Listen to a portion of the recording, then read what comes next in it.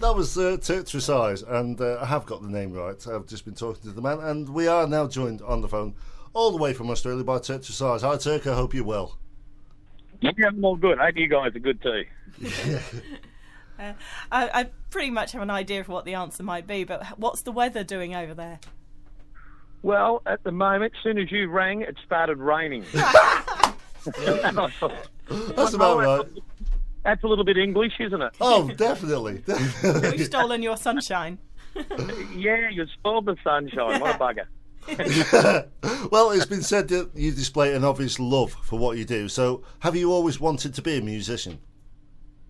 Yeah, pretty much so. It seemed to be because even before I was, when I'd sneak into pubs, when I was like 16 or so, I was just mesmerised by the whole thing, and never thought I could be one. I thought, some silly reason you were born one or you weren't.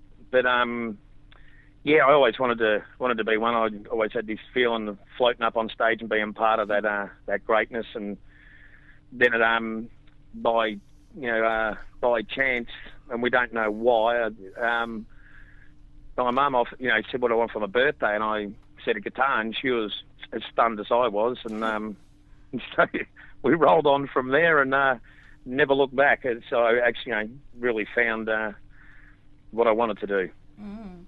I read that your first musical love was country. Is that what your parents were listening to? Yeah, because we were farmers, so we're on a really big farmhouse, and it was a dairy farm. So my mum and dad, mum played piano, and dad always, I think secretly, wanted to be a singer. He used to make us sing, if we were riding along in the old Chevy. My friends really used to get embarrassed coming with us because, your dad's not going to make us all sing again. So I kind of thought, well, maybe I haven't told him this yet, but I think he was my first singing teacher and my only singing teacher. But I think he secretly wanted to be a singer, But we always had. They loved country, and they'd always be spinning records. And Mum being a piano player, and a dancer.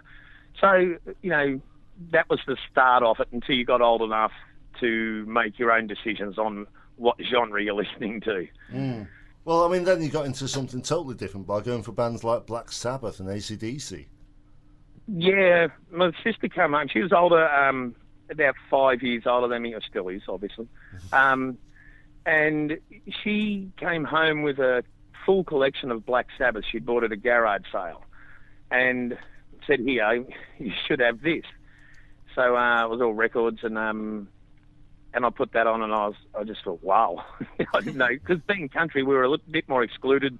The radio stations were tuned into what the parents like, and then, when I heard that, I just thought, oh my God, there's more music than what I've been listening to, being totally countryified, and, back before the days where you're able to be in touch a lot easier with the planet. It had to be physical copies, or you didn't get the opportunity to. So yeah, then I got Black Sabbath, and I think she gave me an AC/DC album, and she used to listen to a lot of Rodriguez. So you'd go from the house and you'd have country, and then you'd walk out, and she had a bungalow out the back, so she'd have Rodriguez going. Then I had turned a room into a hangout, another shed, because like all farms, lots of sheds. So I claimed one, and so it was a big mix. You only had to walk 20 steps, and you were hearing a completely different genre. So yeah, it was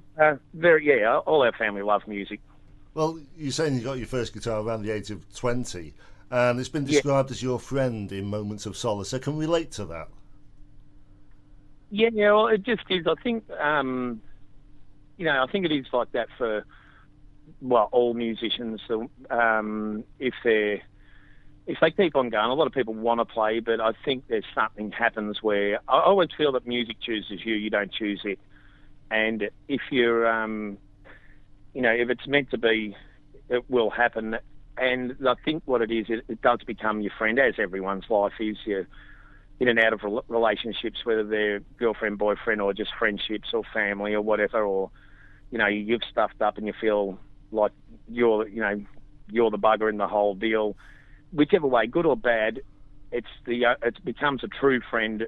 And I think it's the expression. It's almost like, becomes a partially meditation type thing without being too hippie. But it does seems to let you can express it. You can put your feelings into it. And I think the best thing about it is it's just endless. I look at the neck of the guitar and there's just endless amounts. It will never end the amount of things you can find in the neck of it, or any instrument, but in my case, the neck of the guitar. Yeah. Well, you started getting a bit of a following with local bands, but then came over to London. What brought that about? We went over there, really, I went over as once I started doing music, it didn't matter where I go, and it's always been the same. No matter where I go, it's always secretly a music mission for me. And no matter who that's with, I'm always secretly on a musical mission. If they say we're going backpacking or we're going to check out this country or whatever. And I went over as a backpacker and instantly started putting a team together. I had a friend who was living in Germany who had played in a band with me, but he'd been overseas for 3 or 4 years. So I went and hunted him down one night and turned up in a bar that he was running in Germany and convinced him by the end of the night over a lot of beers and whatever else, snaps and things, and convinced him to come back to London, play drums, and then I just basically, they had about 500 people stayed in this hostel upstairs. That's what it held. It was in Notting Hill Gate, and there's 100 people that lived there in the basement. So I just weeded through everyone and put a band together, and it just kept on going. And we never really booked anything. They always seemed to find us, and I ended up staying there for almost a year, which I thought maybe I'll last 3 months or so, but it just kept getting better and better. And I had to come home. My family had trouble with with banks and things, so I had to cut it all short, sadly, and well, maybe I'd still be there, but the band that you formed, though, Skippy's Nightmare, brilliant name. Yeah. Are there any recordings of them? We did write some songs while we were there. I think one was called Wonderland, and I still have a recording of that. There was a few other songs, but that seemed to be a favourite, and a lot of people really liked that. We carried that home with us and played it a lot, but as the band moved around and separated in different members and things changed, we kind of dropped that. But that was really that song was all about that trip and where we lived, and being broke and hungry, and but having still having a ball. Yeah. Your album Soul Casino was recorded in Nashville. Was that decision based entirely on the studio's practice of recording to tape? Well, no, not only that. I was just felt that I needed to liven myself up and not go stale. So I had a friend who was doing sound for my cousin, and he was a Tasmanian who was about to go and live in Nashville. And in between my cousin's band playing their first song, by the time they played their last song, I was going to Nashville. He'd convinced me, and naturally, in amongst all that, he'd said, "Look, you've got the best musicians there. It's not just country. You've got a lot of great bands coming out of East Nashville, like the Alabama Shakes and Kings of Leon, the Black Keys, Jack White, Hooray for the Riff Raff, and all those."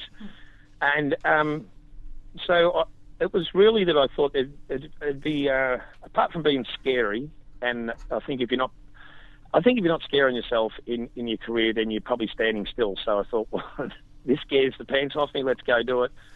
And then I had another friend who lived over there. Was the friend of the first friend, and he basically had to listen to all my songs and said, right, the Bomb Shelter will be a great choice. So we went and hooked up with Andrea, and that part was that it all went to tape, and we were really looking for something that there's no cheating, no anything. It's all old school, from start to finish. The only time it hits digital is when it's put onto a disc, and we thought that would be the the best method for us. I think some people see that as a harder method, but it's definitely more honest. What if that turns out good for you or not? But it was just seemed like a better method for us, and especially once I'd met Andrea and just loved the vibe. It was. It turned out, obviously, it definitely meant to be. Yeah. Well, the album has already gained favourable reviews, so I bet you're constantly getting bothered by the likes of us. Now, be honest, do you see this as a necessary evil? Do I see what is a necessary evil? Having to do interviews. Yeah, I think so. If you're going to be, if you're trying to, get your career going, or even if you've got it going, if you want to stay there, I think you've got to stay in touch, and you should never be out of reach. And as it is at this moment, you've got to be real. And I think that's probably lacking in the world at the moment, isn't it? Yeah, yeah. So touring, are all the dates in place? In touring? Yeah. Yeah. For your tour? Well, it's forever shifting because we've got so much going on. And I guess, like you said, as it's blowing up, things change and, got to be moved around, and, what we should and shouldn't do seems to keep changing, which I think on anything, if it's getting momentum, that's going to happen. That, that was a good idea 3 months ago, but maybe not necessarily now. So, yeah, it's forever moving on that, yeah. Well, any chance of you coming back over here to England? Love to. Yeah. Love to, yes. Yeah, but it's great that that people are liking it over there. I'd love to get back there. I've got a lot of friends that live over there. My cousin's over there at the moment, working on construction. So, I would absolutely love to go back there. It'd be great. It'd be because I was there for a year. It'd be very interesting to go back. If you do come back, come back, come and look us up, won't you? Oh, most definitely, most definitely. I think it'd be coming back to finish off what I never got a chance to last time. It'd be a great feeling to do so. Yeah. Well, thanks for taking the time to talk to us, and we wish you all the best for the future. Thank you very much. And we're going to play another track off the album. This is one called Wasted. Is there any story behind this one? Well, actually, it's a good choice. It's that's a song that I first wrote when I went to Nashville, and I was just checking it out. That song is, if you listen to the lyrics, it's about getting there and being gobsmacked at how professional and how talented and how big, and how it almost makes you feel like you don't belong here, but you just can't help but want to belong. So that whole song is about me first getting to Nashville, and when I come home, my friend said, well, what tune were you playing the whole time when you picked your guitar up over there, just doodling around? So that tune, as you may hear at the start, that riff that goes under it is a little bit confused and buckled, and that's exactly why I chose that, because it was like, it explains the feeling of getting to Nashville and going, oh my God. All right, well, you take care, mate. Thank you very much. Thank you. Bye-bye. Bye. Bye-bye.